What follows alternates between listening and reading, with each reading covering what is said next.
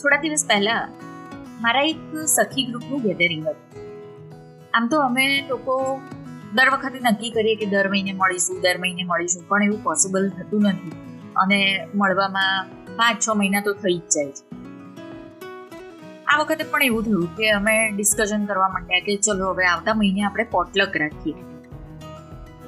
પછી બધાના સજેશન આવવા લાગ્યા કે પોટલકમાં આપણે પૂરી શાક શ્રીખંડ રાખીએ. એટલે મારી એક ફ્રેન્ડ કે હા શ્રીખંડ હું લેતી આવીશ.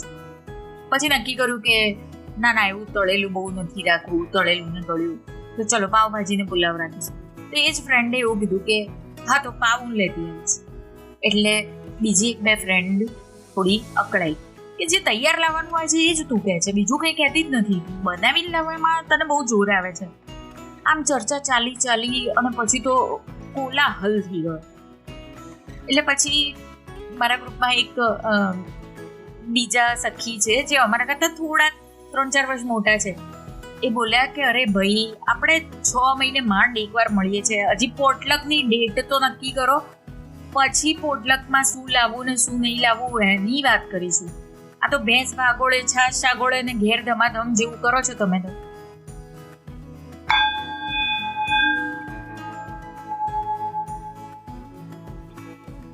નમસ્તે, હું છું આશા અને આપ સાંભળી રહ્યા છો કહેવત કથા. તો તમને ખબર પડી જ ગઈ હશે કે આજની કહેવત કઈ છે. હા, આજની કહેવત છે ભેંસ ભાગોળે, છાશ છાગોળે ને ઘેર ધમાધમ. હવે આની વાર્તા તો સાંભળવી જ પડે, તો આવો તમને સંભળાવું આ કહેવત જે વાર્તા પરથી પડી એ વાર્તા.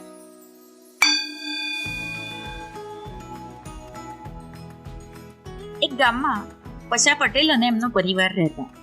પરિવાર ખાસ્સો મોટો હતો, ખેતી હતી, આ ઉપરાંત 2 ગાયો હતી. એક વખત પટલાણીએ પટેલને કહ્યું કે પરિવાર મોટો થતો જાય છે અને દૂધ છાશ પૂરા પડતા નથી, તો એક ભેંસ લઈ લઈએ. તો એ જમાનામાં ભેંસ વેચવા જે ભરવાડો હોય એ ભાગોળે આવતા અને બહુ જ બધી ભેંસો લઈને આવતા અને ત્યાં લોકો ખરીદી કરતા. બરાબર એ જ ટાઈમે ત્યાં ભેંસ વેચવા વાળા ભરવાડો આવ્યા હતા. પટેલને પણ ભેંસ લેવાનો વિચાર ગમી ગયો. એટલે એમણે પટલાણીને કહ્યું કે હા, ભેંસ લઈએ તો એક ફાયદો થાય કે મારી બહેન ગરીબ છે, તો એને છાશ આપણા ઘેરથી જશે તો ભાણિયા બિચારાને લુખ્ખો રોટલો નહીં ખાવો પડે. પટલાણી તરત બોલ્યા, ભેંસનું છાણ વાસી દઉં હું કરું ને દૂધ છાશ તમારી બહેનને કેમ મોકલું? હું તો મારા ભાઈને ત્યાં દૂધ છાશ મોકલીશ, એ બચારો બચરવાળ છે. હવે પટેલ ગુસ્સે થઈ ગયા અને બોલ્યા, મારી મહેનતથી કમાયેલા રૂપિયાની ભેંસ લાવું અને તારો ભાઈ લહેર કરે? હું નહીં આપવા દઉં. અને પછી તો પટેલ પટલાણી વચ્ચે બરાબરનો કંકાસ ચાલ્યો. પટલાણી કે જો તમારી બહેનને દૂધ છાશ મોકલવા હોય ને તો ભેંસની મજૂરી પણ એની જોડે જ કરાવો, હું નહીં કરું. પટેલ કે ના શેની કરે, પૈસા ખર્ચીને ભેંસ લાવું તો ભેંસના છાણ વાસી દે તો તારે જ કરવા પડે ને. હવે વાત એટલી બધી વધી ગઈ કે આખું ફળિયું ભેગું થઈ ગયું. એટલામાં ફળિયામાં રહેતા મોહનમુખી આવ્યા અને પશા પટેલને કહ્યું, અરે પટેલ, તમારી ભેંસે મારા છોકરાને સિંગડું મારી દીધું અને જુઓ કેટલું બધું વાગ્યું છે.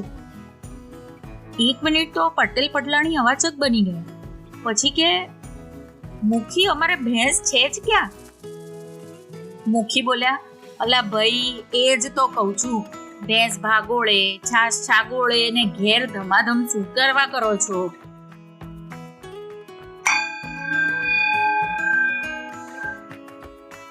આપણા જીવનમાં પણ આવું ઘણીવાર થાય છે. જ્યારે કંઈક નવું બનવાનું હોય ત્યારે આપણે પહેલાથી જ શીખ ચલ્લીની જેમ સપના જોવા લાગી જઈએ છીએ, અને એ પણ ઇન્ડિવિજ્યુઅલી. અને પછી જ્યારે 2 જણના સપના ક્લેશ થાય ત્યારે પટેલના ઘર જેવી પરિસ્થિતિ સર્જાય છે અને કેટલીક વાર તો છેક ડિવોર્સ સુધી વાત પહોંચી જાય છે. પણ એક વાત વિચારવા જેવી છે, આ કહેવતો આપણા લોકજીવનનો હિસ્સો છે, બરાબર? એટલે કોણ જાણે 100-150 વર્ષથી આ કહેવત ચાલી આવી હશે. એટલે કે 100-150 વર્ષ પહેલા પણ આવા ઝઘડા તો થતા જ હતા.